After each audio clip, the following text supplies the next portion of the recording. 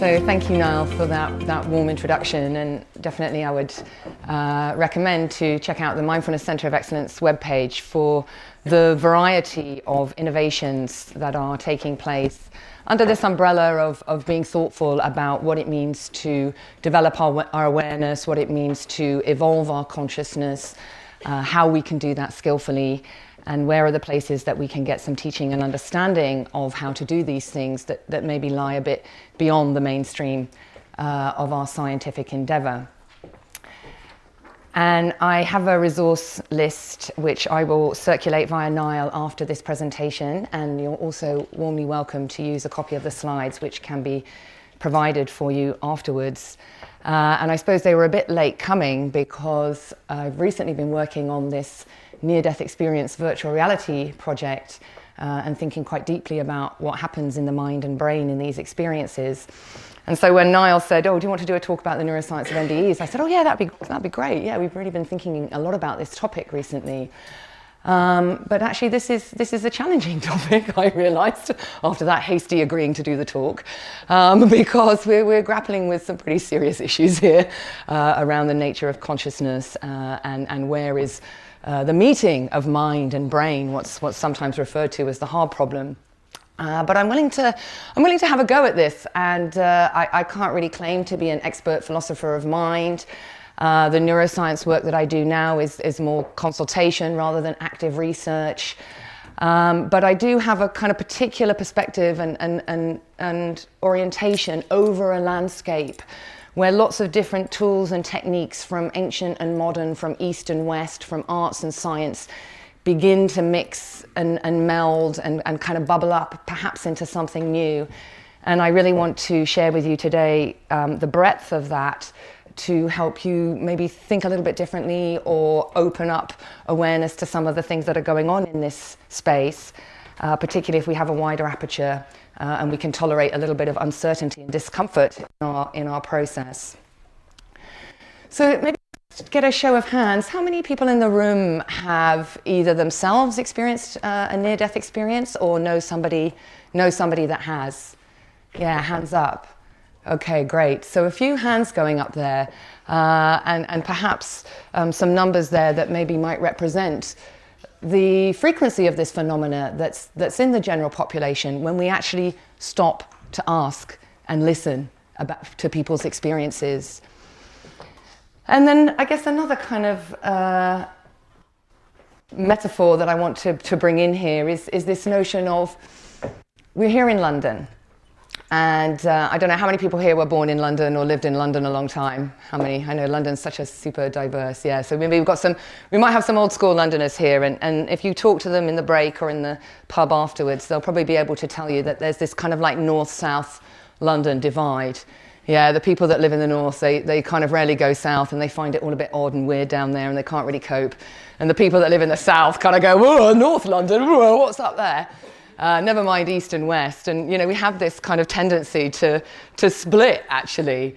And I was trying to really think about, what the near-death experience brings in terms of the challenge to consciousness, which on the one hand, maybe it's north, maybe it's south, is a position that says, well, actually, when the brain dies, when the physical matter dies, there is no more consciousness. And actually what we need to do is try and explain these phenomena on the basis of just understanding the biology of things and how these phenomena relate to the biology and then what that means when the biology ceases to be functioning. And then on the other side, maybe we can call that South London, we've got a multitude of spiritual traditions, what we might call contemplative technologies, and different perspectives that are coming at the same experiences but from a very different viewpoint.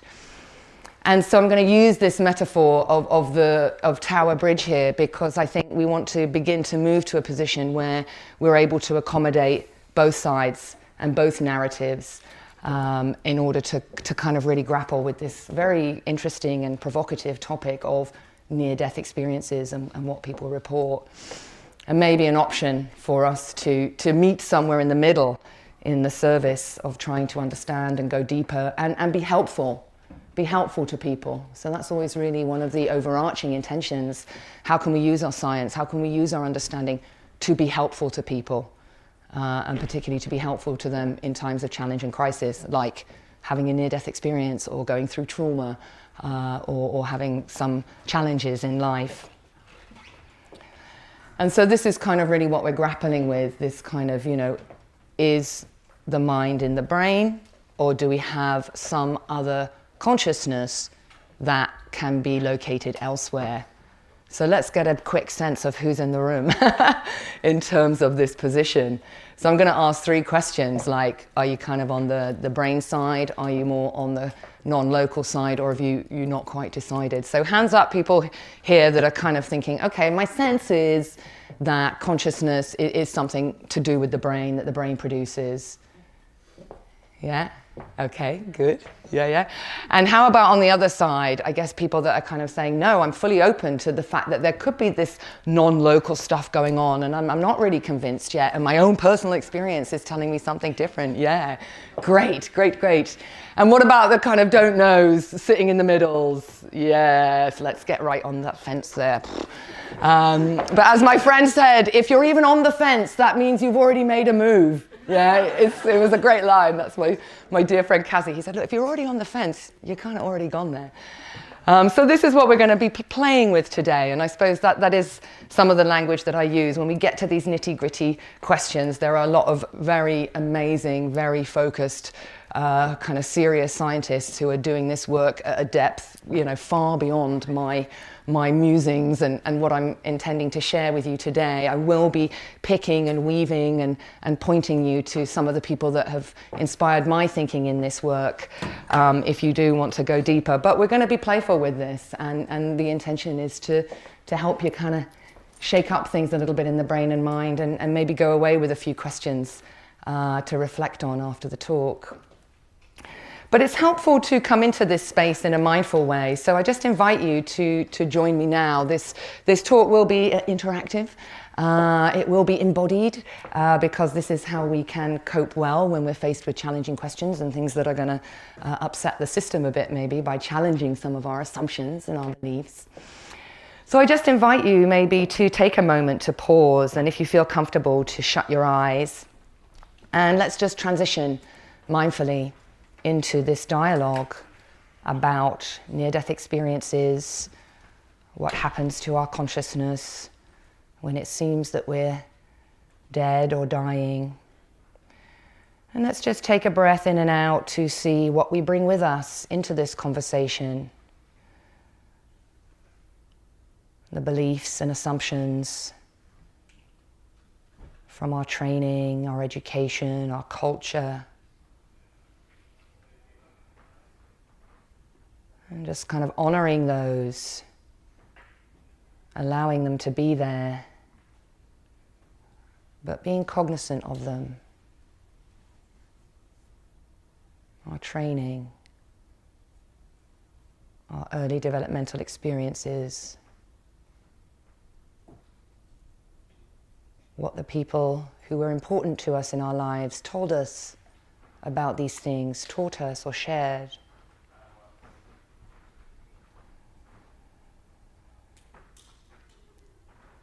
And having acknowledged that, just clocked it. No need to do anything more. Just clock it, notice. Let's come to here and now, the contact of the body with the chair and the sounds of the room. The sense of the body and the heart. The space of the room and the nearness of the other people around us. Here, now, breathing in, breathing out.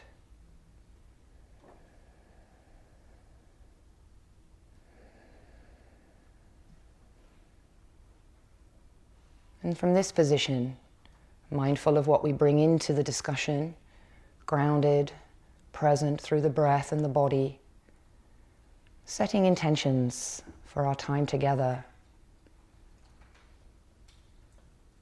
And a suggestion for orienting mind and brain towards curiosity, courage, and compassion.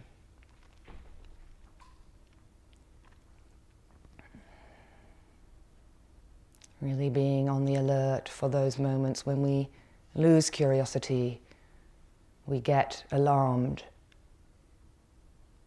or we move to a position of judging, intending, curiosity, courage, compassion. And then just taking 1 or 2 breaths to finish the exercise and transition.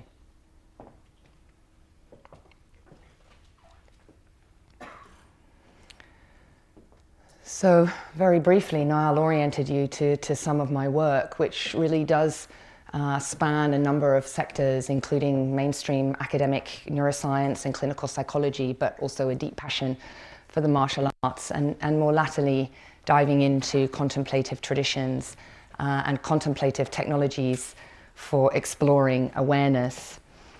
And part of that journey, really has been changes in my ways of thinking about brain and mind.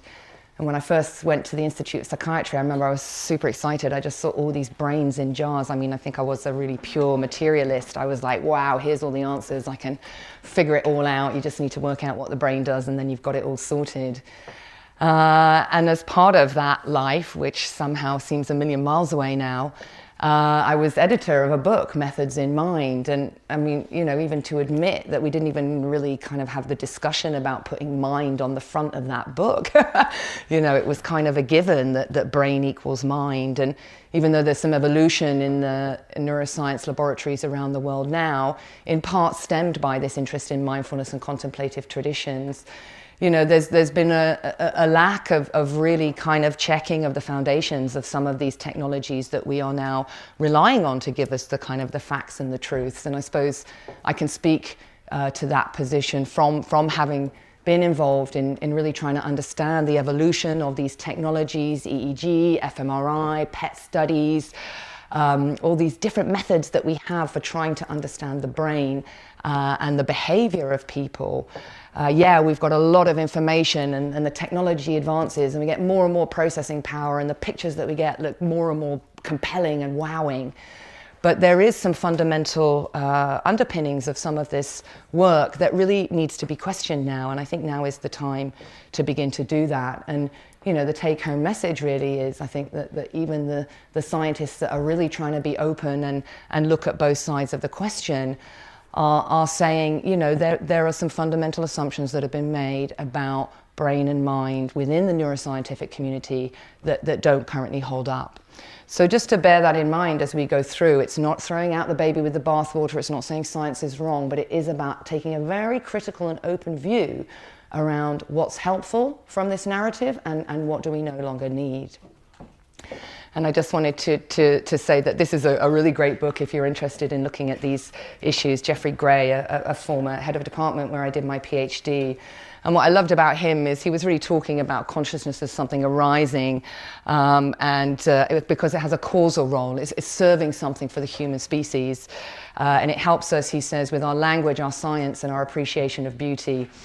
And I've just popped that in there because as we go through the talk today and we talk about near-death experiences, it seems clear that we need to be using some different tools and maybe a different side of our brain in order to understand some of these phenomena. And this is not then the language of science and concepts and analytics and kind of strategies. We're now moving into the language of gist, metaphor, poetry, movement, expressiveness, and actually the arts have a lot to offer us here for helping us to understand this. And all good work, of course, comes from collaboration. So these sci-art collaborations are really kicking off now, and I think this is a great time to be living because we're really beginning to honor all the different ways that humans can understand the world around them. And of course, these are our teachers. So I really encourage you as we go through to the session today to have this kind of child's view. What would we be thinking about here if we were able to look at this as if for the first time? As if for the first time. And let me tell you, as somebody with 2 PhDs, it's actually really hard to do this, especially when you've really, really trained your mind and brain in a particular model.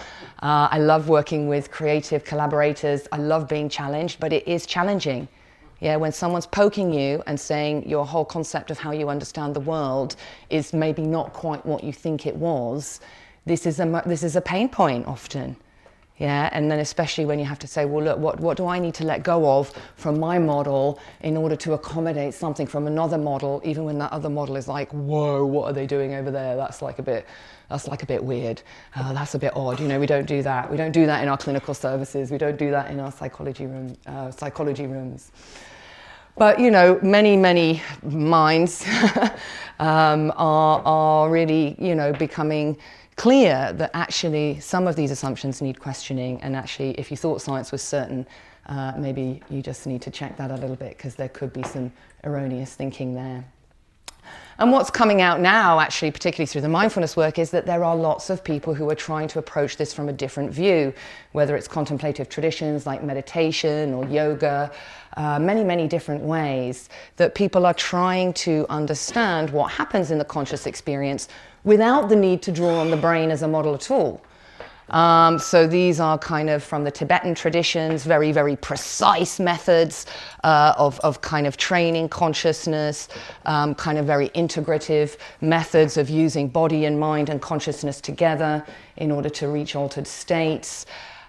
We can look as well to perhaps shamanic traditions, the use of audio stimuli to provoke certain brain states that allow us to access states that look and feel a bit like what is described in the near-death experience, you know, and beyond. Yeah, and sometimes maybe for the kind of neuroscientific colleagues, you know, this stuff kind of gets a little bit out there, and yet we see that there is within even the medical community and the academic community, even here in the UK, interest in the psychedelic renaissance, and particularly the use of psychedelics and things that kind of pharmacologically induce these sorts of experiences for helping people to transform and heal. And that's ultimately, again, that's the end game, helping people to transform and heal. And that's one of the really interesting things that comes out with the NDE, is that when people have these near-death experiences, they often come back very transformed. Yeah, they're really clear about their purpose in life. They've had a sense of kind of who they are. They're clear about what they need to let go of, about what's important. And they do tend to come back sometimes with this very more world-oriented service passion. Yeah, they come back with a more world-centric view rather than a self-centered view. And we'll kind of touch on that as we go along, because I think that's really one of the important things that inspired me in the work that I'm doing with the Death Incubator, is how can we support people to access these transformative experiences without the need for having a heart attack or a major life scare, or, you know, the cancer scare or the heart attack. These are the things that normally propel people into these expanded states of awareness that then allows us to kind of revisit our life and to find a different sort of meaning in what we're doing. And again, I just point to some of these things. You know, there's people that are interested in this mixing and blending of approaches, and the Mind and Life Institute is something that I've been connected with for some time, and their conferences are amazing, where they bring together dialogue, particularly between Eastern and Western traditions. They have a slight focus more on the Tibetan Buddhism. And I was fortunate enough to take part in not a Mind and Life event, but it was this interdisciplinary event looking at states of consciousness with the Dalai Lama in Sao Paulo. I think that was in 2011. And that really, for me, was the opening point, actually, for diving into this other world that looked a bit different from the neuroscience labs and the library at the Institute of Psychiatry at King's, but really was another world. One where people were talking about altered states of consciousness, talking about all sorts of different phenomena, and actually saying we have methods and tools and technologies that can allow people to get to these types of altered states where there is transformative potential at the other end of it. And fundamentally, what this is about is what's your lens? What lens of attention have you got on this question? And very basic category there, or very basic classification, might be near or far. And much of our modern world, we have this very close focus to what's going on. It's kind of the fear-induced narrow lens of attention that's kind of all about me and my safety and protection and what I've got, this kind of separateness that we're experiencing at the moment in quite dramatic ways all over the world. And actually this kind of notion that we can widen the aperture of attention. We can kind of do it slowly. Perhaps if we're in a mindfulness training or in some sort of training program, we practice slowly widening the lens of attention. Maybe we just get a different sort of perspective with aging. Yeah, this is why we call them the wise elders. Yeah, they got that longer perspective, the broader view. They've got a bit of a landscape going on here. They're not quite so close to things. And then what happens in a trauma and specifically in an NDE is this, very rapid expansion of the lens of awareness. And I'm going to talk a bit about some of the brain networks that I believe might be helpful for us to examine a bit more. And one particularly called the salience network. Yeah, this is the network that kind of taps us on the shoulder and asks us to pay more attention when something unexpected happens. So the salience network is really important because it kind of says, look, hey, something important is happening. And if there's a quality of fear around it, first of all, we do tend to go quite narrow because we're like, oh my God, I need to be safe. But then another thing that can happen is actually we can pop very, very wide with our awareness. And some suggestion that might be happening when people have a psychosis experience coming from trauma. Their salience network has kind of just popped open and they're suddenly experiencing the world in a very different way. Not only a lot of their own stuff coming up, but also accessing different realms of consciousness, many of which do sound quite similar to the reports that come from very experienced meditators who've spent decades and decades of practice trying to access these states. And this is relevant because some of the things that are experienced by the NDEers are these same things. And I guess that's that cross-disciplinary piece that I kind of bring. But this warning that when we widen, when we open the lens of attention, we can meet things that our mind and brain just doesn't know about and isn't familiar. And so we need to go gently in this work, particularly if we're having conversations around beliefs. Yeah, because people have beliefs, they hold them in different ways, and that is important in terms of how we language our discussions, how we come to a shared understanding, and how we talk about experiences. And within the NDE research, what seems to be coming out is people are saying, well, the way that people interpret these experiences and how they express and communicate about these experiences is related to their early developmental experiences and how their brain and mind has been conditioned. So those that maybe have come from a family where there was a strong faith practice are likely to use language related to their faith practices when they describe some of these more ethereal experiences that are going on. Yet, there is also a suggestion, and Eben Alexander particularly talks about this, that there is still something else that's there, that's beyond that. So we might call that the transcendent experience. There's something beyond that often doesn't have words, that we can't quite language. People need to use art or metaphor or poetry to kind of capture the meaning of their experience. And that requires a gentleness and it requires courage. And so, from a neuroscience point of view, we're talking about something called the salience network. It's this combination of what we're feeling and how our brain is kind of choosing to orient our attention to things. And it comes into play when we meet something novel, something that might be dangerous. The shock and awe network is what I call this, because your salience network comes into play moments of shock and moments of awe. And that's kind of what the near-death experience is for many people. It's like a massive shock, because usually much of the research on near-death experiences is coming from the cardiac units. These are people that were not planning to have a massive, rapid awakening or awareness-enhancing experience, usually. That's sometimes what makes these narratives so compelling from people is, they're not, they're just kind of on their way to work, right? And they're just in their normal lives and they're doing the do and they're taking the kids and all the rest of it to school and dealing with the day-to-day. And then, poof, very suddenly, very rapidly. They're popped out into these different states of consciousness. They're having all sorts of experiences that they've never had before. And so naturally the brain is like, what's that? And yet some of those experiences are also awful. Yeah, they are full of awe. And, you know, there's a few features of the NDE, which I'll come to in one second, which people just say, like, I couldn't believe what I was experiencing. And so when the salience network pops wide open, the hypothesis I'm working with is actually we get this possibility to engage differently with our default mode network. And so this is the network that kind of stores our memories. It holds together our personal narrative, our sense of who we are over time.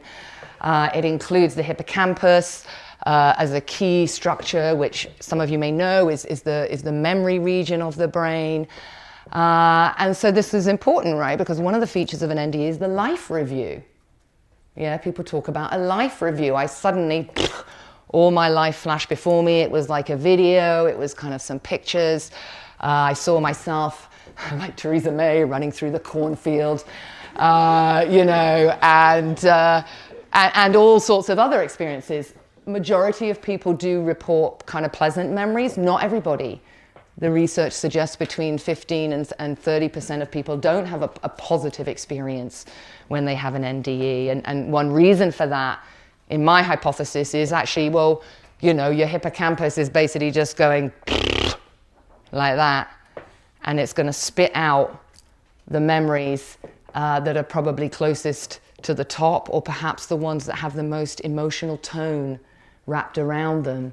So when we encode our memories, you know, we really encode deeply the ones that have got good stuff attached to them and bad stuff attached to them. So if we imagine that in a near-death experience, something in the hippocampus degrades, you know, then I'm suddenly going to start seeing my memories popping up, and I might meet the ones where I felt bad or ashamed or guilty or happy or joyful. You know, so it's going to be, the person that I hurt, the birth of my first child, the death of my grandparent. You know, you might hypothesize that you get those sorts of memories coming up first. And yet, we also have reports of people kind of connecting with past lives. Yeah, and we know that there's something that's kind of very often reported within the kind of non-local consciousness literature of particularly children having experiences of past lives. So, you know, does that depend on the hippocampus? Not sure. Yeah, are these things stored in a kind of physical structure? Well, maybe some of them, but the notion of memory and remembering is important in this work. And so the NDE really is a challenge to us. It's actually quite common. So some statistics here from IANS, a really great source of information if you want to go in and dig deeper. And actually, you know, the majority of this work is now coming from the cardiac units, particularly after resuscitation came into effect after the 1960s. So people were surviving these very traumatic incidences where often they were kind of brain dead or they went into these coma states of consciousness. But there's a number of reasons why you might have an NDA, and I think critically this one here, as well as thinking that you might die, can also trigger an NDA. And so that's important because we're right in the language of mind there now. Yeah, so this is mind acting on brain maybe, rather than here, which could be brain acting on mind. Fainting is the most common cause. But most of the research, as I say, coming from cardiac arrest. And so here are some of the features. Seeing a tunnel of light, seeing a loved one who has passed away, very common. Feeling a sense of bliss, euphoria, oneness with the universe, heightened sense of cognition, real vividness of stimuli, often a great sense of love, of feeling held, of trust. There is this experience of reviewing your life that feels kind of like it can be done quite rapidly. And then this almost like this out-of-body experience. People talk about feeling like the soul has left the body, something has left the body. But as I said, not necessarily pleasant for everyone, and that's important to acknowledge. And Dr. Raymond Moody is really a kind of go-to guy. He coined the term near-death experience in some of his early writings. And he has these 9 points. So again, very similar, usually a strange sound, something about feeling peace and painlessness, particularly those that are in trauma. They report that they no longer feel the pain. Out of body, the tunnel, rising up, sense of the body moving, meeting kind of beings with light, beings of light, the life review, and often a reluctance to return. And the other thing that's really intriguing to me from a neuroscience point of view as well is often there's a choice. There's a choice about whether to return or not. Many people who experience NDEs say, well, I kind of had an option to come back or not. Or like there was a lever that I could pull that would allow me to come back into my body and kind of complete my mission. And you know, that's important too, because people use this language. I had this experience where I was invited to consider, what am I doing? Why am I here? What is my purpose? Who am I? All of these very fundamental spiritual questions, right? They're the starting point of anybody on the spiritual path, yeah? Who am I?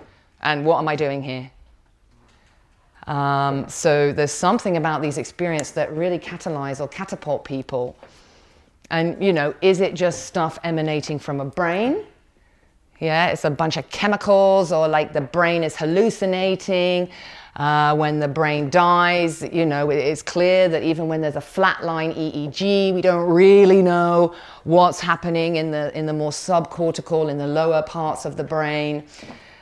So, you know, the EEG is kind of measuring with cortical electrodes, and then people say, okay, well, there's a flat line there, you know, that means the brain is dead, but that doesn't necessarily ring true. And I guess the more nuanced argument is saying, well, what's happening down here in the brainstem? You know, we've got these quite primitive consciousness down here in these deep regions of the brain that we can't access with EEG. And there's also some super interesting bits that we can't access at our current resolution with fMRI. And, you know, the cortex is great, but quite a lot of the meditation literature, and even in my own martial arts tradition, Bruce Lee, don't think, feel. Yeah, so he's really pointing to us, giving us some top tips, which is we've got all this fancy pants thinking that we can do, great, but I mean, much of the meditation work is about stripping that away. Do less, do less, do less, feel more, do less, sense more. So actually it may be that some of the more juicy stuff is happening down here, and the techniques that we've got measuring flatline EEG, for example, in the surface of the brain, I mean, it's interesting, but I wonder if we're putting our attention in the right place. And I love this guy, fellow Canadian, half Canadian I am, and Wilder Penfield from the University of Montreal. He was, you know, he's a neurosurgeon, neurophysiologist working for decades. And he says, I was working as a scientist trying to prove that the brain accounted for the mind and demonstrating as many brain mechanisms as possible, hoping to show how the brain did so. And he was doing like single cell recordings in like direct single cell recording of the brain. So this guy was right up close to the phenomena of brain. And he said, in the end, I conclude that there is no good evidence, in spite of new methods, that the brain alone can carry out the work that the mind does. Yeah, so, you know, we need to listen. These are some of the elders of science, and I suggest you catch them when they're on their way out, about to retire. Find these people, yeah? Because they get quite bold with their statements in a way that they often can't be when they're inside a mainstream institution. And that's often the case. And Peter Fenwick is a great kind of hero of mine. He's a collaborator on our Death Incubator project, and he's one of those. You know, he had a very mainstream career working with epilepsy, coming across all this amazing data about seizures and God experiences and oneness experiences from people having temporal lobe epileptic seizures.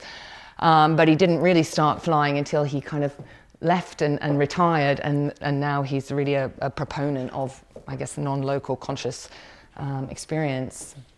And, you know, this is what this new edge is inviting us to consider. If we were able to consider, you know, what does this work tell us?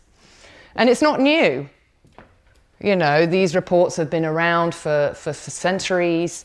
You know, there's always been interest in kind of psi, what we call psi phenomena, you know, even to the extent that the US military invested millions of dollars in various programs for remote viewing, for example, precognition, psychokinesis. Who knows, maybe some of this work is still going on. But these are not new ideas. They're not new ideas, but there's a resistance to them because maybe they frighten us a little bit. But my sense is that that's changing. And so we want then to be really open-minded. And again, Eben Alexander is somebody I really would point you to. His book, A Mindful Universe, is a great description of his experience of having an NDE. And he comes from, he's a neurologist. Yeah, so he's got a really great dual perspective, both of the kind of awesome experience of death and the transformative potential of connecting to this sense of oneness and purpose, but at the same time a good grounding in the neuroscience. And this is the gap that we want to look at, and this is where I believe NDEs have got something to really offer us. Yeah, let's look, what is that thing that's happening between the brain and the mind?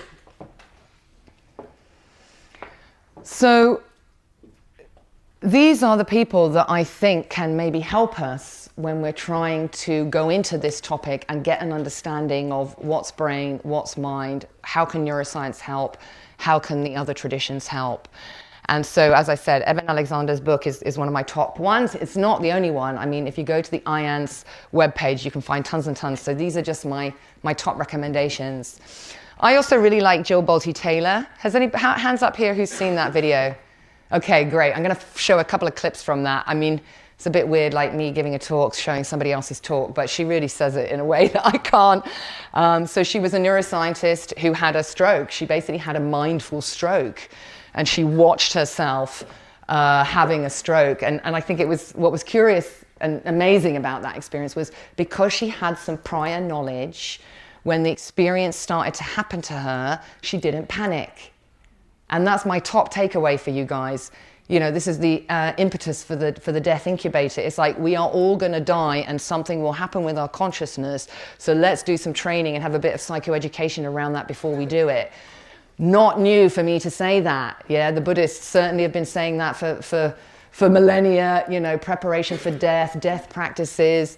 All the main thinkers, artists, psychotherapists, great thinkers of the world agree. Regular contemplation of death and preparation for death is something that lets you live fully. So it's not a topic to be shied away from, but if we kind of have a sense of what's going on, that really helps us not to panic. And for me, one of my hypotheses is like when you're in that transition from brain to mind, or you're making that leap of faith from brain to mind, it really helps if you're not panicking. Because if you're panicking, your brain is in a whole different kind of hormonal state that will just change everything. It'll be full of cortisol and adrenaline, and your thinking will have a particular flavor. And then I like this as well. Marjorie's book here, Infinite Awareness. So this again was a kind of a scientific mind that had an awakening experience. And I suppose when I'm reading her book, you know, reflecting on my own journey with this, which, as I pointed to before, it's not always an easy one when you're coming from a very strong training background, lots of undoing. But Evan Thompson as well, if those of you that have kind of come across embodied cognition may be familiar with him, he's really jumping into this topic, and there's some resources, including some podcasts that I've got on a list for you if you want to dive into that. But I haven't read the full one. I've read some excerpts of his book. That's on Amazon. It's a little ebook, very quick and easy to buy. And then this book, Waking, Dreaming, Being, trying to look at that almost like that liminal space between science and spirituality, between a biological model and a spiritual model, and just increasing the range of our understanding to a biopsychosocial model.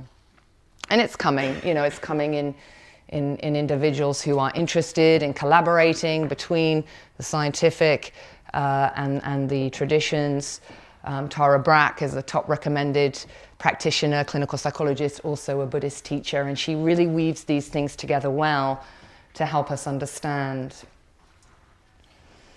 And Evan has this lovely phrase, staying with the open question. Staying with the open question. And again, in this moment of transition, we've had this kind of polarization. We're now trying to come back together. And it's really important that we stay long enough in this mess of not knowing. Because if we go too quickly to our solutions, then I think we're going to not get the best out of both worlds and really make something that can gel together. And it's not easy, because it invites us to have courage, to be curious, to be in a space of not knowing. And there's nothing a brain likes less than uncertainty, let me tell you. It likes to know what's going on, and some of us have that trait more than others, the controlling monkeys. And learning to let go. Anyone that's tried to do it is hard, right? But if we want to go there, and some people really are saying, you know what, actually there is a need to blend, but actually we also really want to now embrace another way. We're interested in embracing another way, and some people have kind of really jumped into that non-local medicine, energy medicine, consciousness ways of working with healing that are becoming more and more popular. And some of the work that I've been doing in the various collaborations around, you know, opening up to a biopsychosocial spiritual model that allows us to have conversations with people having these different kinds of experiences, whether it's in a psychotic, trauma-related psychotic experience, whether it's within the context of taking pharmacological compounds, whether it's in a kind of religious experience, mystical experiences, or whether it's from something like an NDE as a result of a medical procedure. How can we talk about these things? How can we understand them? From a brain point of view and from a spiritual point of view. And we need these three things. Yeah, we need these three things. Curiosity, courage, and compassion.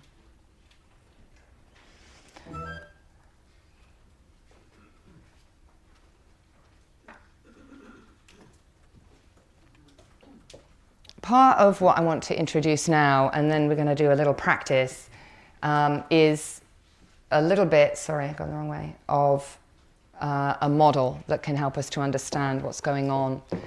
So I talked a little bit about the salience network, the thing that taps us on the shoulder and says, hey, something important's going on, you better take a look. You want to go narrow or you want to go big with that?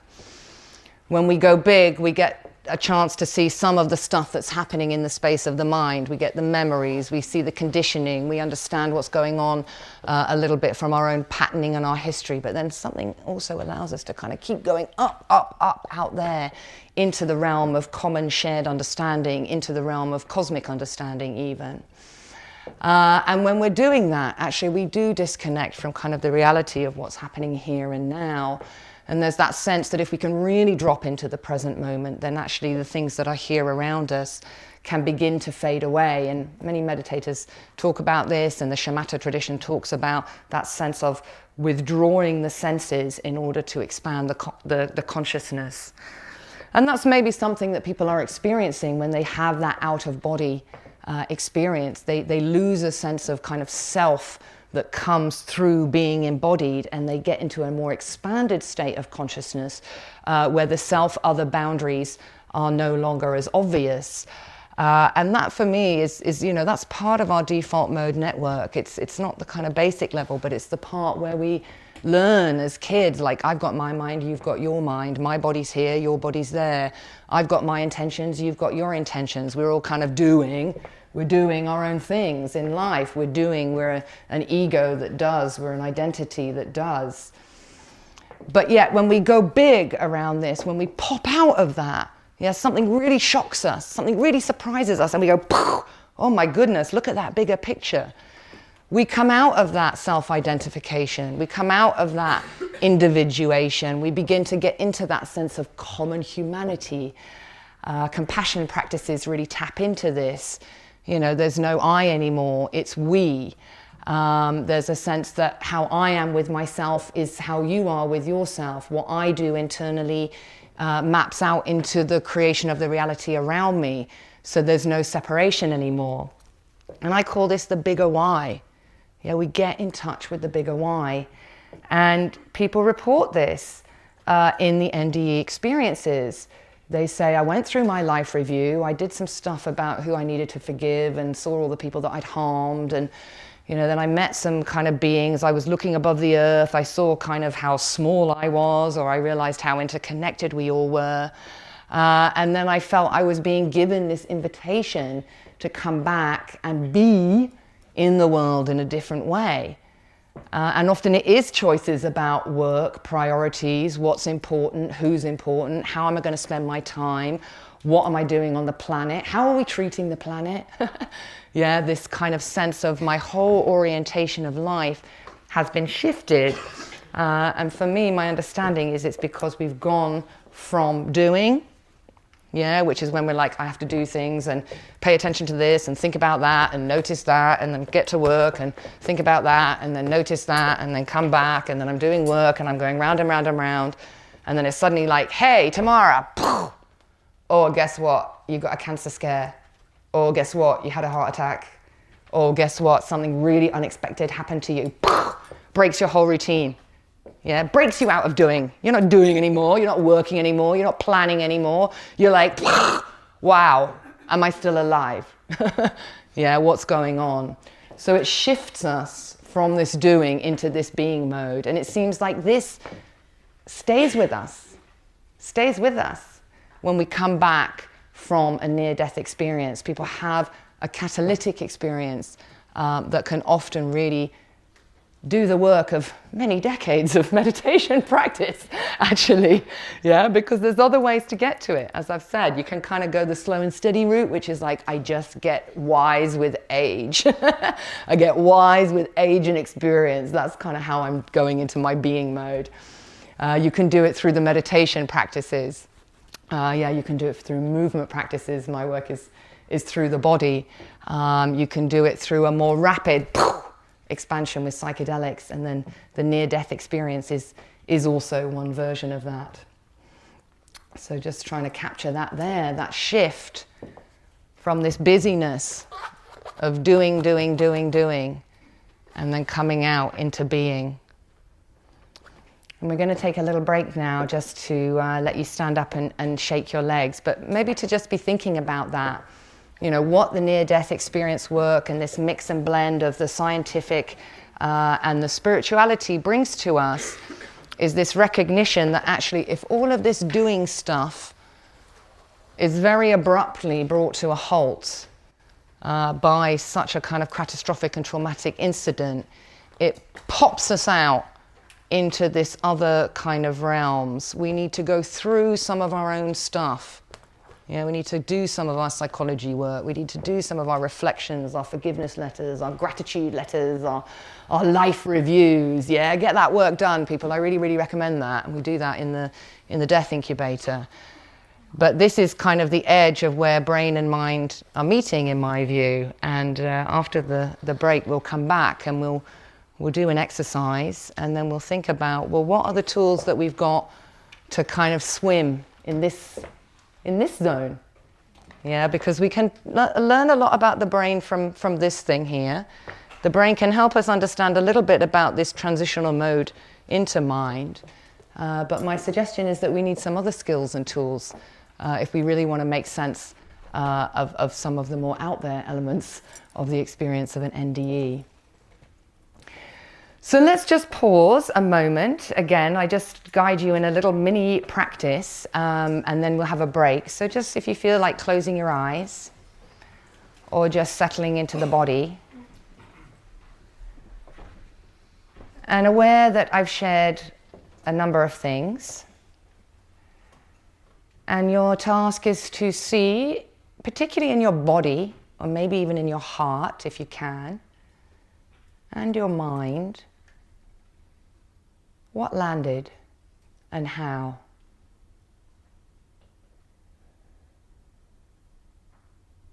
Was there a word or a phrase that landed in a way that resonated?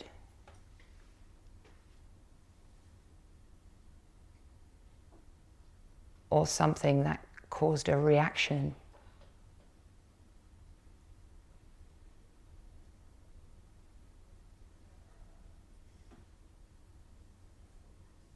And just using your hippocampus there, a light review of the first part of the talk. but just see what had the energy of oh around it, and what had the energy of huh? What? And anything in between.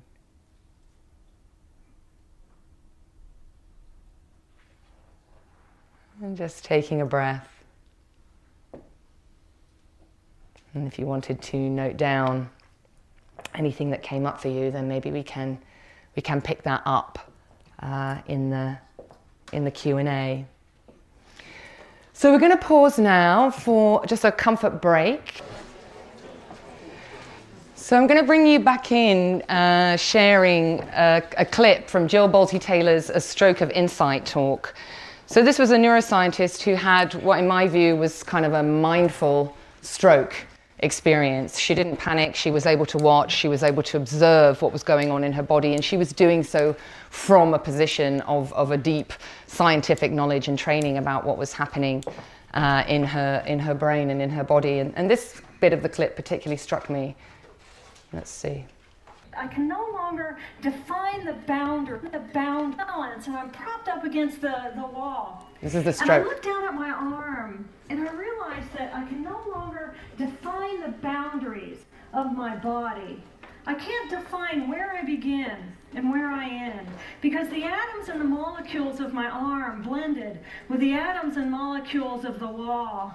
And all I could detect was this energy. And I'm asking myself, what is wrong with me? What is going on?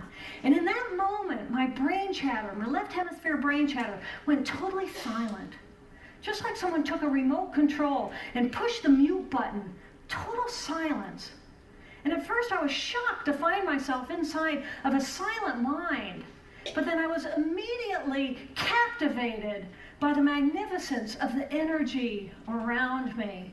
And because I could no longer identify the boundaries of my body, I felt enormous and expansive. I felt at one with all the energy that was, and it was beautiful there. And then all of a sudden, my left hemisphere comes back online, and it says to me, hey, we got a problem, we got to get some help. And I'm going, I got a problem. So it's like, okay, I got a problem. But then I immediately drifted right back out into the consciousness. And I affectionately refer to this space as La La Land. So she's here talking about, I guess, an experience of being acutely aware of that transition from kind of one type of consciousness to another. And here she's evoking the concept of the left and the right brain as different modalities that we can use to understand experience. On the one hand, the language, the science that Jeffrey Gray talks about in terms of the rationale for consciousness, but then on the other hand, this beauty, these things that we can perceive only maybe when we're not thinking about stuff, but more so when we're feeling. And many of the things that she described are things that are talked about when people have a near-death experience. So we're going to do like a mini meditation now to give you a sense of what are some of the key features of a near-death experience. So if you will, it would be a little sort of pretend near-death experience in a guided meditation for you. So we'll be using the imagination, we'll be using visualization, and I'll be using my voice as a guidance to just give you a sense, a little mini snippet, I suppose, of what are the things that people report. And this is the work of Penny Sartori, who's a very well-known near-death experience researcher, a nurse who worked for many years on the cardiac units. And as I said, this is where a lot of the data comes from, but also point you to the IANS website for many other reports and videos and things if you want to dive a bit deeper. So I will be showing some pictures which you can look at as well, but if you want to sit with your eyes closed, we'll go for about maybe five or 7 minutes or so with this practice. So I just encourage you to come into a posture now that's comfortable for you. And almost begin to imagine that moment where you're lying or sitting. And there's a sense that there's a part of self that might rise up from the physical body.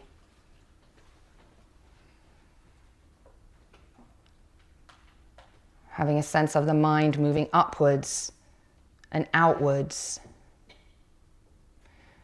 And the option at any point to just disengage from the exercise if you need to.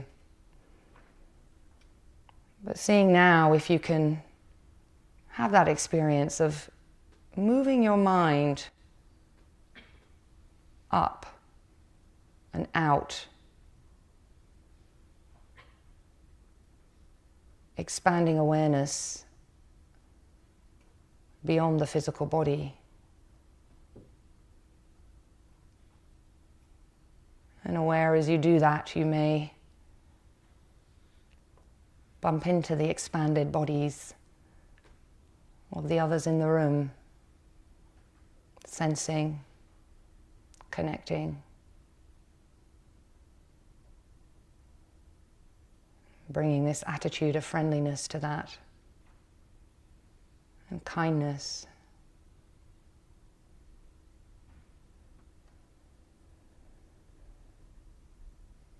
And we're doing this quickly, but imagine, if you can, then a tunnel with a light. Those with meditation practice may be able to visualize this more easily. A sense of visualizing light in the mind, in the body, in the heart.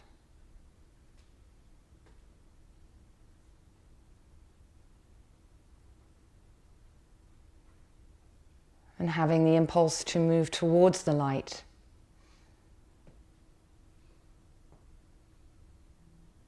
And understanding that this is the way to move towards.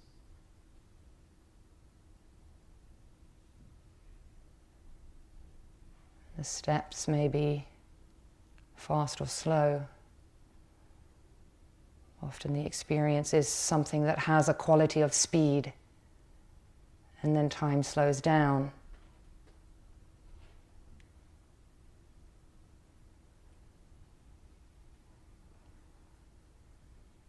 And from this position, getting a sense of the body and the mind being somewhere else, having this helicopter view or astronaut view,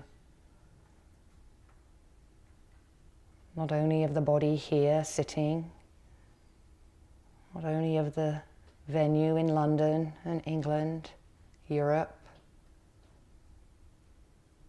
but looking down on the whole world.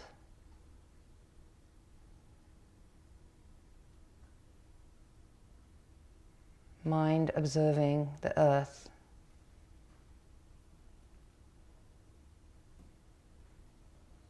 Zooming in, zooming out, recognizing how small we are, how fragile the earth is, how small the earth is in comparison to everything else that's there.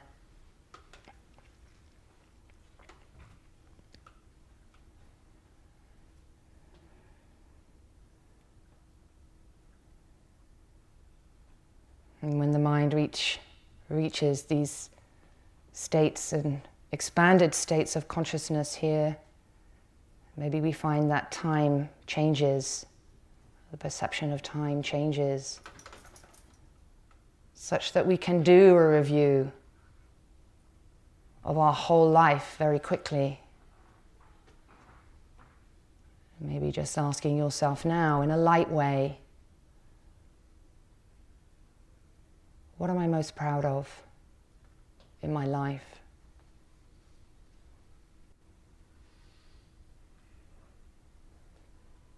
What am I most ashamed of in my life?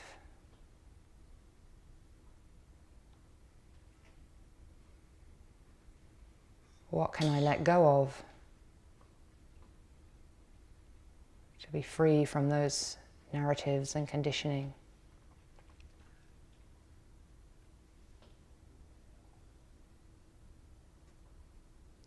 And what's really important now for me in this moment?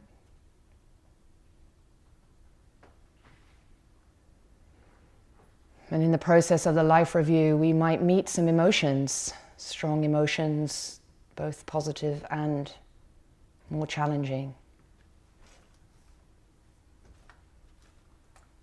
And an invitation in this moment to open to the whole breadth of our emotional life without fear, in order to clear that baggage, clear those narratives.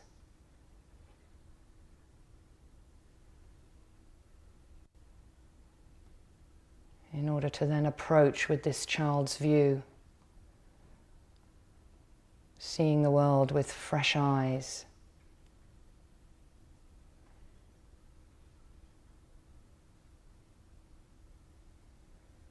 And people in NDEs report this connection with other types of realities, symbols, fractals, geometric patterns, codes.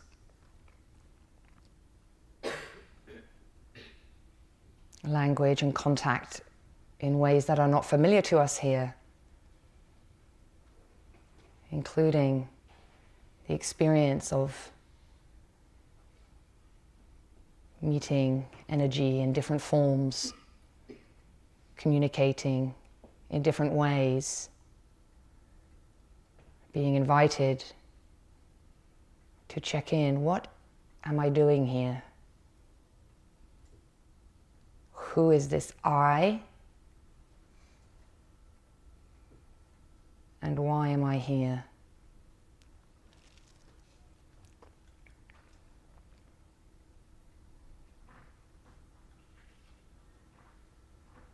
And then coming back from our mini experience, holding in mind, if we can, the memory of somebody who was for us a type of perfect nurturer, giving us unconditional love. Somebody that has our back at all times, no matter what. Who we can trust deeply. And who we know we can really be ourselves with. Holding that sense in mind as we begin to come back to this body and this time. Aware that we can make choices at the micro and the macro level every day, every moment.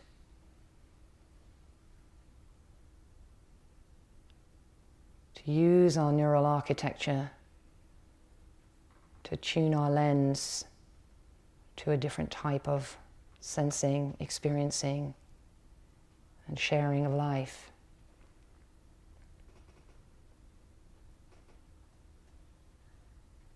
And just in the final moments, tuning into that question for you: what is my purpose? What is my mission?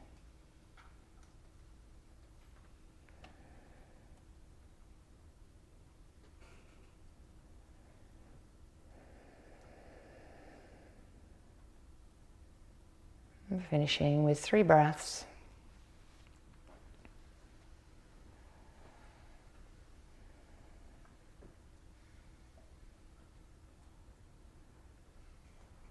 Opening the eyes.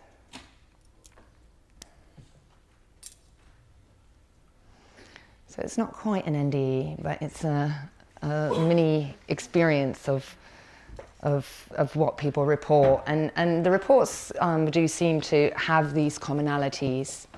Something about disconnecting from the body, having an out-of-body experience, traveling up, above, getting a broader view, a wider perspective, making contact with things that have this more energetic quality, some of it with intentional qualities, including communications, the opportunity to see loved ones, often grandmothers, in this space, a chance to review your life, to work through the emotional baggage, and then a chance to almost start again and re-enter life.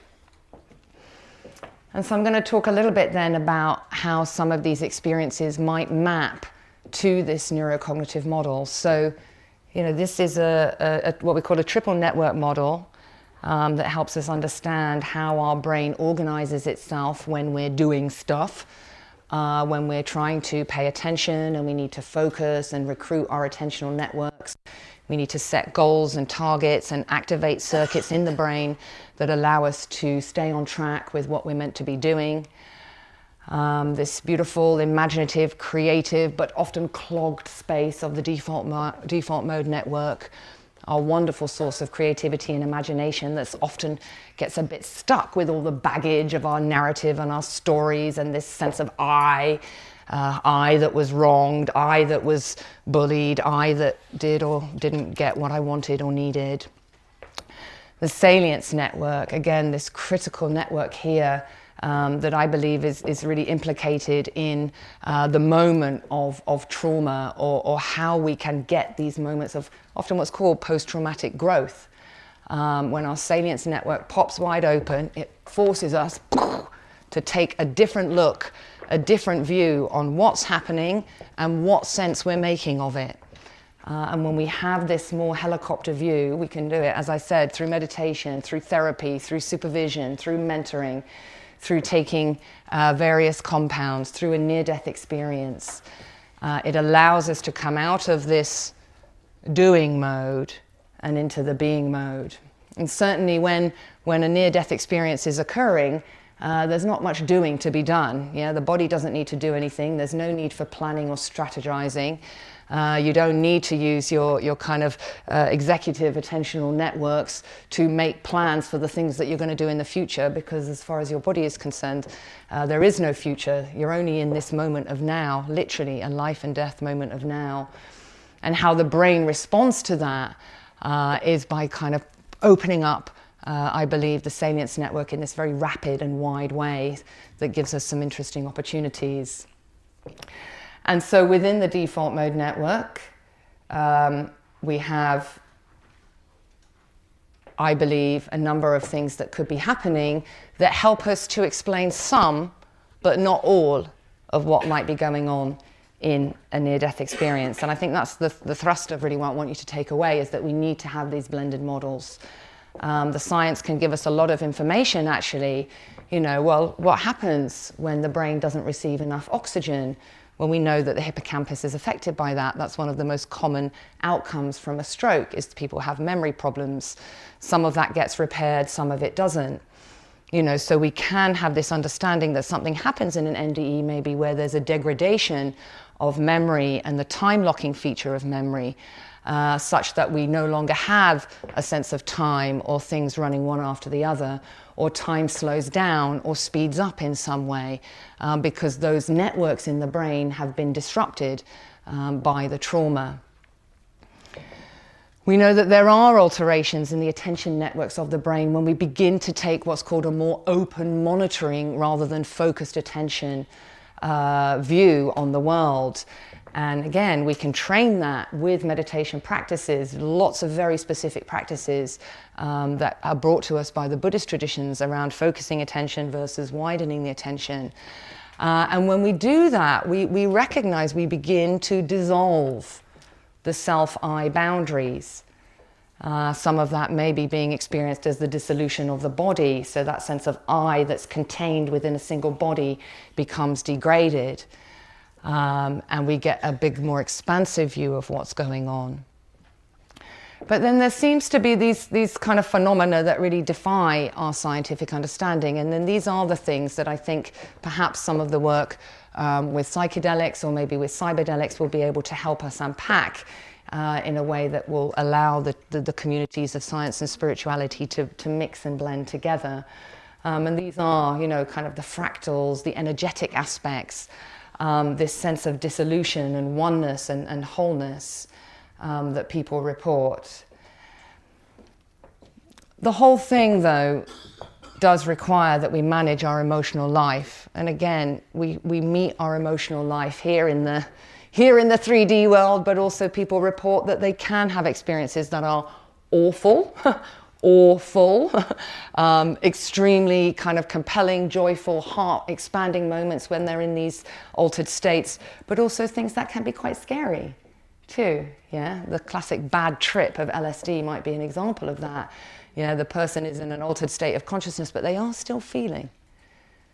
Yeah, so feelings for me are this interesting intersect because we have a lot of information about how the body regulates our emotional state. Yeah, we have a lot of information about the chemicals and the hormones that are involved, particularly around fear states. But how these are influencing our perception of things at this level is still not clear, but it seems that it is important that we are calm and that we don't panic. And one of the things that helps us not to panic is something else that's kind of over here, which is related to the salience network, which is our capacity to respond rather than react. And it's curious to me that people have this experience of feeling loved, trusted, they're in a position of trust, they're feeling held, they're feeling nurtured, because actually what some of this points to for me is that there's a sense of what we call the perfect nurturer. In psychology, we have this language of the perfect nurturer, somebody that just kind of holds you like this. Yeah, their hands are just literally holding you there, and you can't really get anything wrong. And you know, you can have that if you have a nice upbringing with a parenting experience of somebody who has a good secure attachment themselves, who's able to give you that sense of trust in the world and an optimism that things will be okay.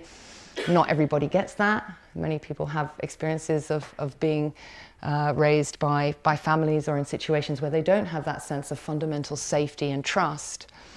And then it seems that we meet a version of that. We meet a version of that, you know, in this kind of part of the NDE experience where people just say, I felt everything was going to be okay. I felt that I just needed to trust. I knew that if I just made surrender. And these are sort of the words of spiritual language, but the brain is involved because we have to make that choice. We have to make that choice, and it is a jump. And it is a jump into something different, in my view.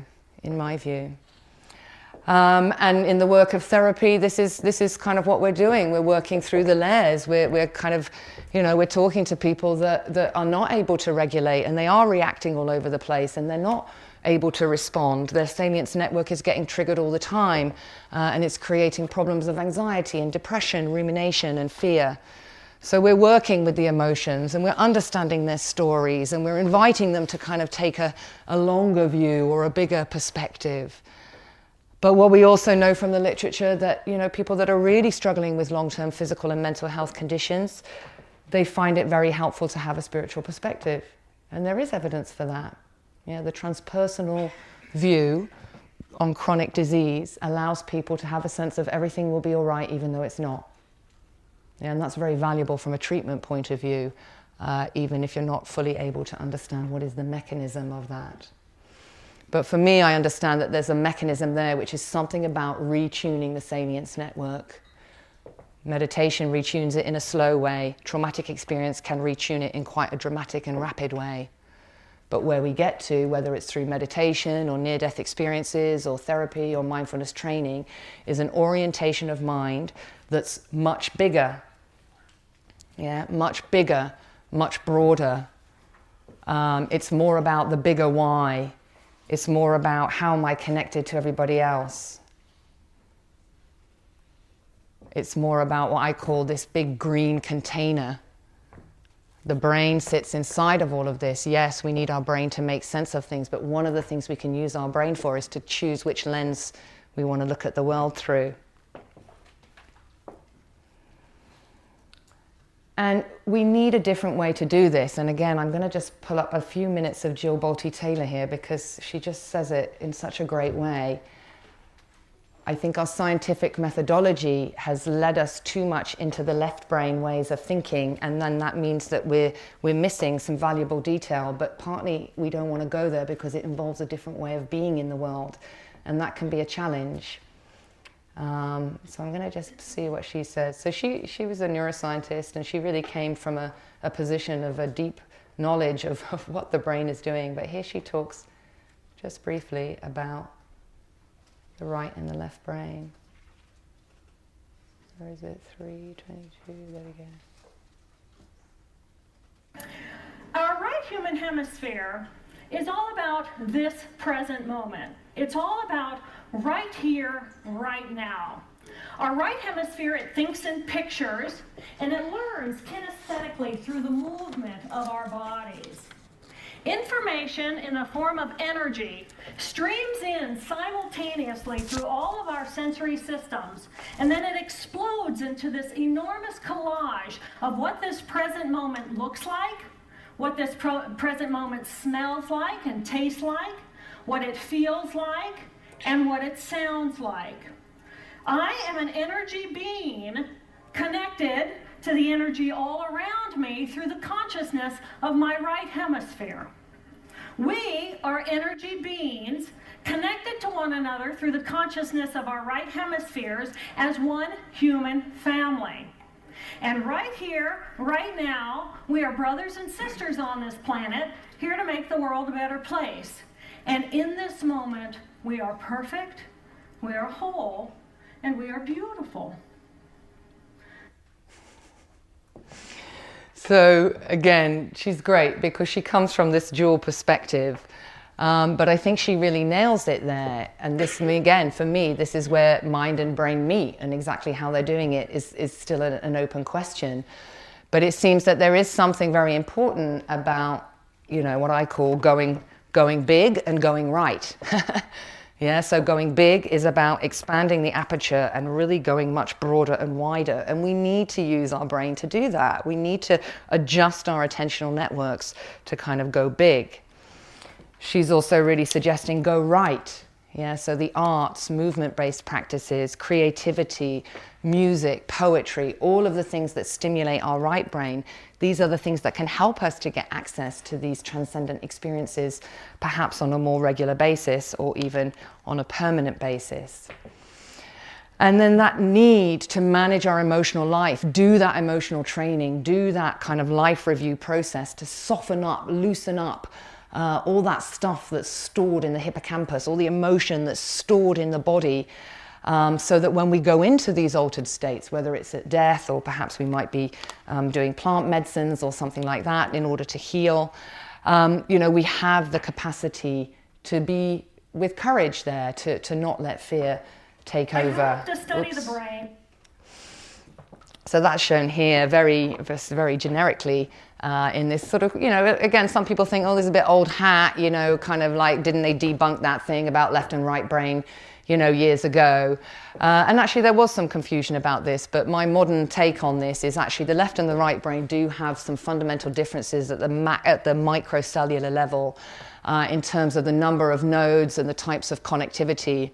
So here in the left brain, we tend to have very big nodes, for example, for language and other kinds of concepts. And then there's lots of long-range interconnections between them. So dense nodes and then lots of kind of long motorways, let's say.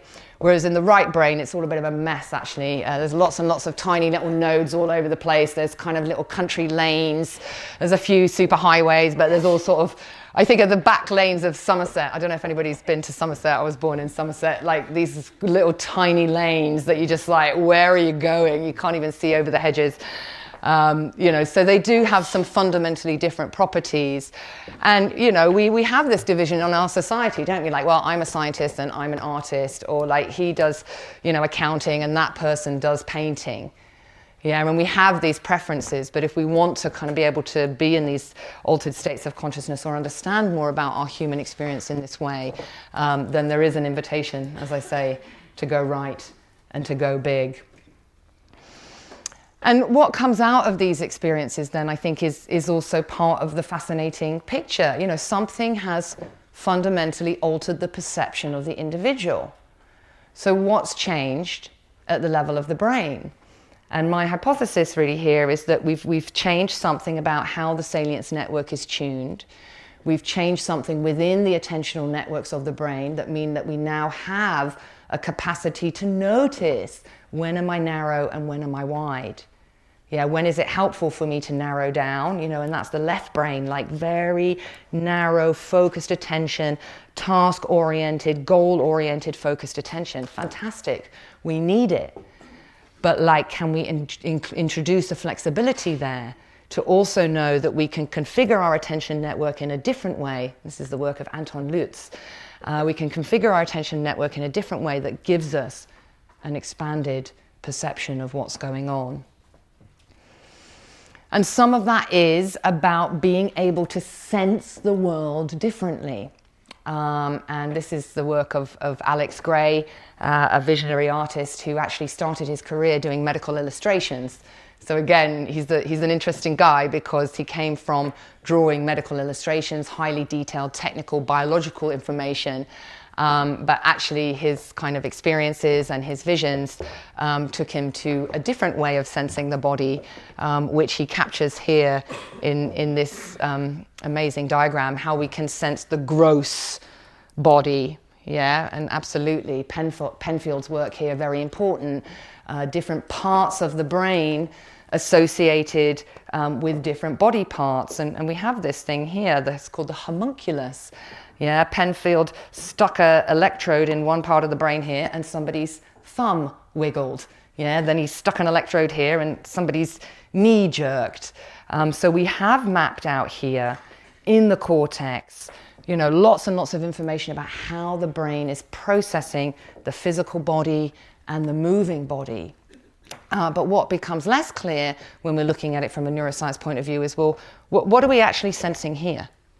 Yeah, what is that experience that people have of energy, of light, of more subtle sensing? And, at the very basic level, there might be an intermediate picture here, which is, even the hardcore materialists, many of them might be people within the medical community, very bought into the biomedical model. They will still use the language of gut instinct. Yeah, they will use the language, especially these very experienced cardiologists and oncologists. The really experienced ones, they're operating really on their right brain. They just said, I just knew that patient was going to have a heart attack. No, I just knew that was a stage 4. I knew that was a stage 4 tumor. And if you ask them to kind of recount in logical, conceptual, analytic language how they made that decision, they're often not able to. So, even within the biomedical model, I think that people are tapping into different sorts of subtleties within the body system. Maybe they're not quite at this level here. And I don't know if I want my doctor to be like that. Because if I need some medical procedure done, maybe I need them to be like more here. But, if you want to go to non-local medicine and energy medicine, then actually your doctor is somebody that's able to work here. And we have this already in some of our communities of healers. So this is the evolution. But it requires us to go through our stuff, to go through our conditioning, to go through our conditioning of our body. And as I say, into this bigger question of what is it for? How am I approaching it? Which lens is going to be helpful? What meaning do I want to make from this experience? And this is, I guess, where the clinical psychology work and the psychoanalytic work comes in. What is the meaning that we want to make from our lives or from experiences such as NDEs? Yeah, when we're invited to question and challenge, as any big trauma event might invite us to do, what's important now? How are we going to reorganize ourselves? And I think the NDE experience, really is inviting us to think about this and providing some provocative challenges. And my takeaway really, I think, for you guys is to be prepared and to consider this as an art form. Yeah, this is Peter Fenwick's and Elizabeth Fenwick's book, The Art of Dying.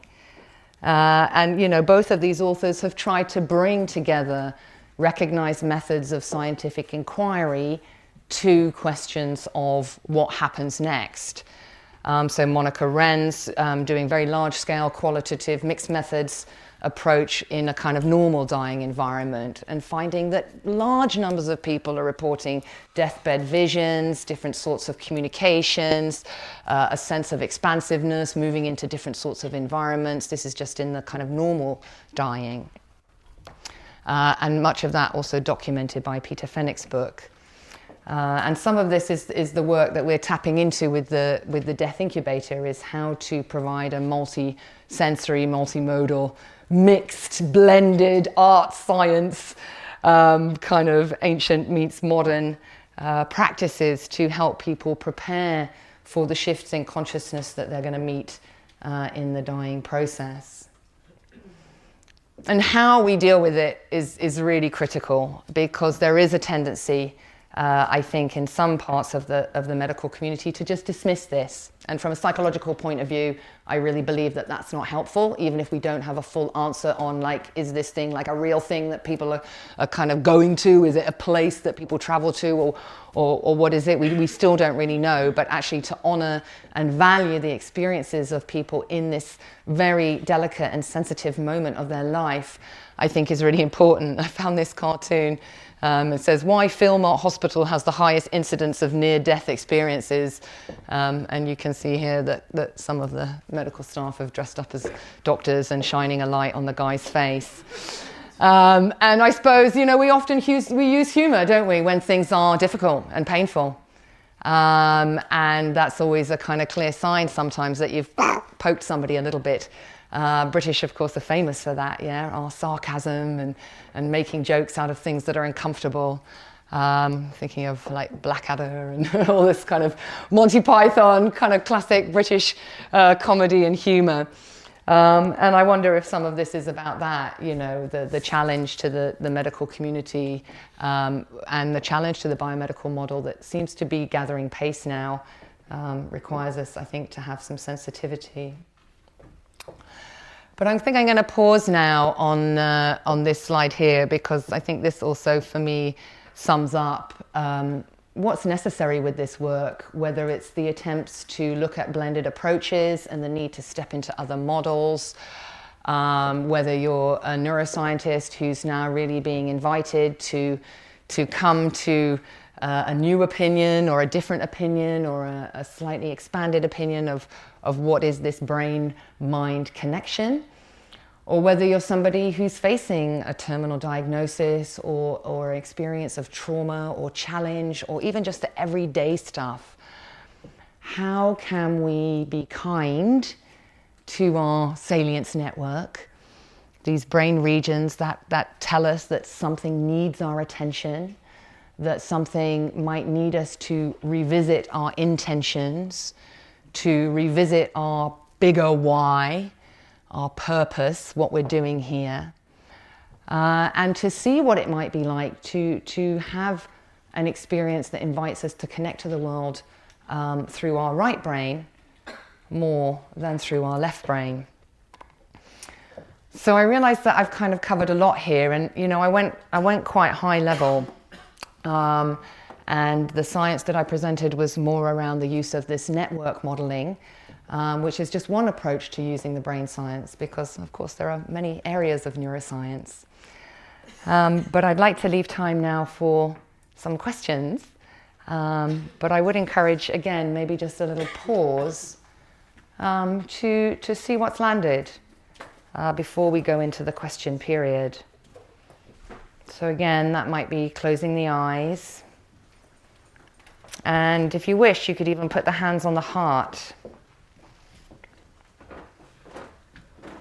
So a very quick fire way to regulate the vagal nerve, which can be helpful if we're being provoked or challenged in some way. Placing hands on the heart.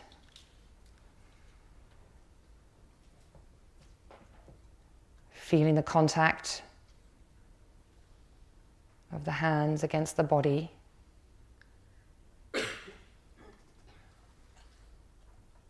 Maybe feeling the heart beating inside the chest.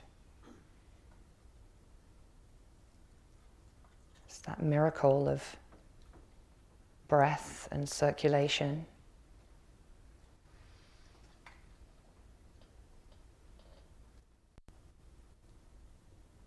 And focusing attention on that region, initially using that attention network to shift, and then sustain focus on the hands and the heart.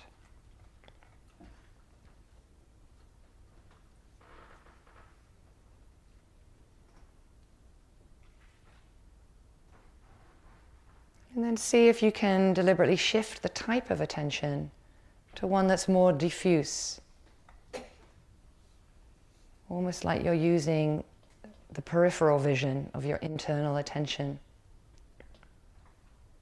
Still in the region of the heart.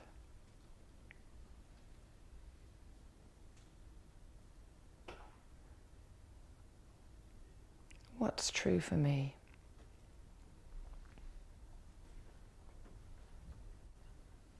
What's landed in a way that resonates?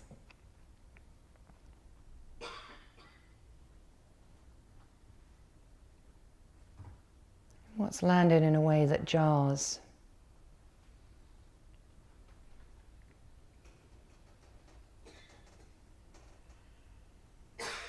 What might I like to find out more about?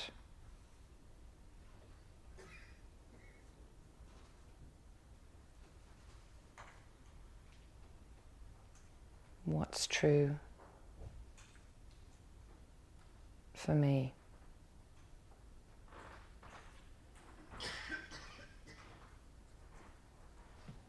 And finishing with 3 breaths.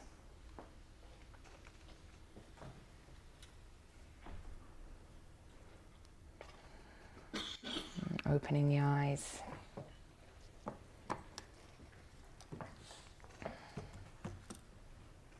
Some time for questions. You think there's a mic? Great. So yeah, let's take one from here.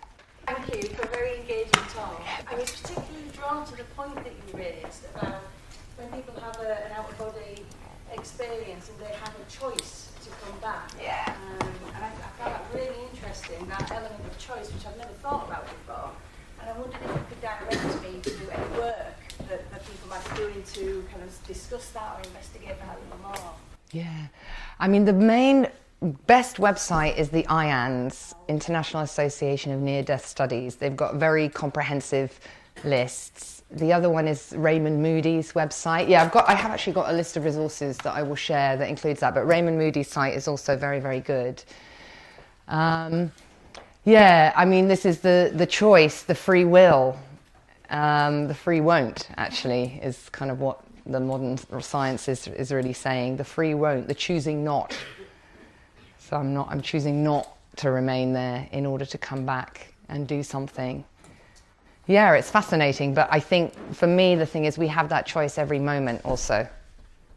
So it's just maybe a big, massive, amplified version of something that happens in the micro, moment by moment. And I really recommend this practice, just like, what's true for me now? What do I need? What's important to me? Okay, then I go to my next step. What's true for me now? What's important? Okay, now I go to my next step. Yeah. Every moment a micro death. Thank you, yes. Somebody near to you, yeah. Yeah, I wanted to ask, you did mention martial arts Yeah. before. So I'd like to know how there is a connection Yeah. between this mind and body and enlightenment or whatever you call it. Yeah. What does martial arts come to? Yeah, well, for me, I mean, it's the multiple routes to altered states of consciousness. So some routes, you stay still in order to detect the motion and the movement of mind, and that's what the kind of sitting on a cushion practices tend to do. There's a sense of stilling the body in order to amplify your possibility to detect movement of mind and be able to study it. And then a constant loop of movement and stillness and movement and stillness. Whereas martial arts often starts with the movement practice as part of the discipline. And actually it's about reaching some of those same states, but through a different means. And so there's a variety of martial arts, and it's a bit like the yoga. You know, you can do yoga in the gym, or you can do yoga with a kind of guru who's really teaching the full package of the yoga practices, not just the stretching, not just the kind of breathing practices, but actually also the more meditative aspects and the deeper wisdom of the traditions. Same as in martial arts. You can go to a kind of normal martial arts class where they're practicing kicking and punching and all the sparring, but there are versions of martial arts that have a more spiritual quality to them. And actually the movements are fundamentally about training you into how to connect to the subtle energies of the body and how to connect to kind of cosmic experiences. Bagua is the one that I would refer you to, one called Bagua. Bagua. So Bagua is kind of like a mixture of what we might almost call kind of the traditional Kung Fu, which is a hard style, Tai Chi, which is then that more internal styles, which then does begin to bring in the sensing of the energy, the use of the imagination as part of the tool. And then Bagua has a particular structure to the martial art that involves a lot of spiraling and twisting and turning. That can then to create altered states of reality, a bit similar to the whirling dervishes of Turkey. I don't know if people are familiar with that. So within the Sufi tradition, there's also an option to just basically spin around and around and around whilst in a meditative trance-like state and pop into transcendent states as a result of movement practices. So different ways to access different things. Yes. Bagua, B-A-G-U-A.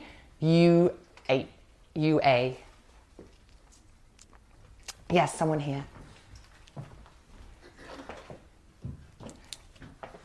One of the surprising reports in the near-death experiences is when you are seemingly snapped out of your body and look at your body from outside, which is completely against current understanding of neuroscience. It would imply that we have that kind of independent energy body which can sense by itself. Yeah.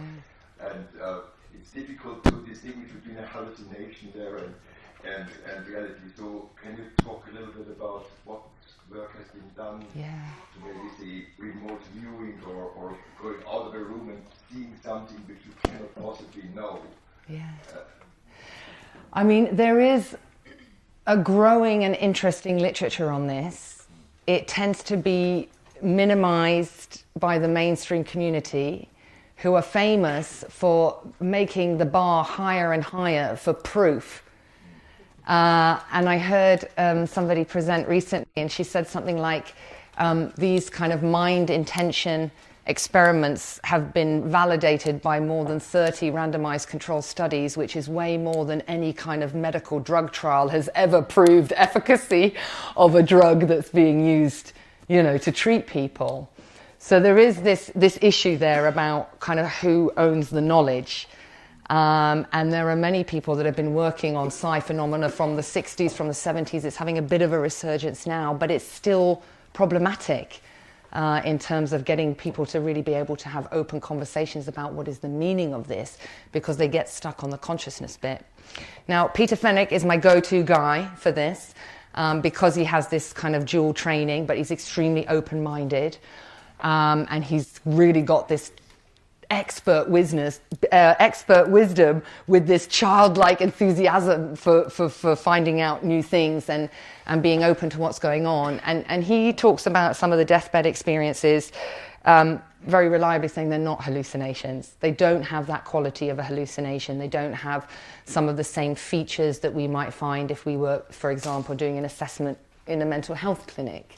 Of somebody who had very classically defined auditory or visual hallucinations. It seems that there's a different quality to them. And often it's to do with, it's a bit more obvious, like the memory element of it. So the deathbed visions might be of family, of relatives, of pets, of old friends. There might be sounds that could be sounds that are things that have meaning from your life before. But his claim is that they're not hallucinations. There's something distinct going on there. Yeah, Peter Fenwick, who's in the list. There was somebody next to you. Yeah, hi. Hello. I have a question about one of the roots to this other alternative state of consciousness that you mentioned. So you mentioned like psychedelics and how that might be like a fast track way to reach that state. Yeah. My question is just basically, let me mute all of this. So, Yeah, welcome. It's just, I do understand that people do have all these different experiences, but I'm quite interested in like the similarities between, like physically as well as, in terms of people's accounts, between the different states. So if you're saying we can take different routes to reach the same place, how do we know that we are reaching the same place? Yeah. Are we meditating and getting somewhere, and then are we taking psychedelics and getting somewhere else? How do we know we're going to the same place? Yeah. Well, currently we need to rely on the qualitative data. So these are the first-person reports, and again, that's a type of data that's usually poo-pooed by mainstream science. There's nothing more unreliable than asking somebody what they think. This kind of this kind of attitude. But that's shifting. I really do see that that's shifting. We're in this process of really moving from a data and a science that's driven by data of purely observable phenomena, because that's also being called into question. You've still got an observer there, still got a human observing, and actually coming to let's listen to what people say. And I guess from my experience, I was like you, I was interested in the commonalities. So, I do work with people with a diagnosis of schizophrenia or depersonalization, dissociative experiences, and really listening to what those people say about their experiences. Some of that sounds a bit like when you're over here having conversation, in dialogue with the Dalai Lama, talking about very experienced meditation practitioners who are then talking about experiences that sound a bit similar. Yeah. And then you talk to somebody that's coming at it from maybe like ayahuasca ceremonies or plant-based medicine. Again, how they're describing it might have a cultural wraparound. How they're interpreting the meaning will have their own personal meaning wraparound. But there do seem to be these commonalities of the elements of people get to an experience of, feeling energy, feeling loved, expansiveness, a deep sense of trust, a deep sense of surrender. And I think as humans we've been seeking that, we've been trying to understand that in various ways throughout our history, and some of that's through the more religious and faith and spirituality practices, and science is its own way to try and understand the world. Let's get these people together and have these conversations and see what's similar and what's not. That's where the juicy stuff is, I think. Yeah. Let's have a couple from the back just to make sure we get some coverage. Just 5 more minutes, so we maybe take 2 more questions. Yeah. Yeah, you choose. Just a good spread of. I just wonder if there's any research about this type of sort of awakening or spiritual awakening, if you want to call it that, from NDEs. How enduring it is, because I know with psychedelics or other types of awakenings and these things, or spiritual awakening, people, there's some evidence that you can have an awakening, but if you really want to cement that, you need a daily practice or a pretty regular practice, and the idea that you can get these things and you can lose it and go. In other words, it's not like a bang, my whole life is transformed forever and I don't need anything else. In fact, you can't quite get away from some of the grunt work if you want to really transform. Is there any research on how lasting these effects on NDEs are? Yeah, that's a really good question, actually, and I need to say I don't know. I guess my hypothesis is it's variable because we're humans. And some people do make very dramatic changes to their lives, and they live very, very differently because they have that sense of trusting, and they're just not worried anymore. They're just not worried about anything anymore, and they day-to-day life can look very, very different to them. But you're absolutely right. I heard one shaman talking about, this kind of trend for people to do ayahuasca ceremonies, and he was saying, well, I heard that somebody did 50 ceremonies. Well, why? Why would you do 50 ceremonies? That doesn't make sense. It's not for recreation. That's somebody that didn't integrate. Yeah, so they had to keep going back. And these are tools These are tools and technologies to help us in the transformation process, not things that we then need to rely on necessarily on a day-to-day basis. But yeah, I guess, in that awakening experience, I think Jack Cornfield's book speaks nicely to this, which he says, after the ecstasy, the laundry. Yeah, I mean, my experience of just what I've heard around the sort of, enlightenment world. The scene. There are a few people that really just want to pick up qualifying cases. Yeah. And they're completely different, but that's quite rare. Yeah.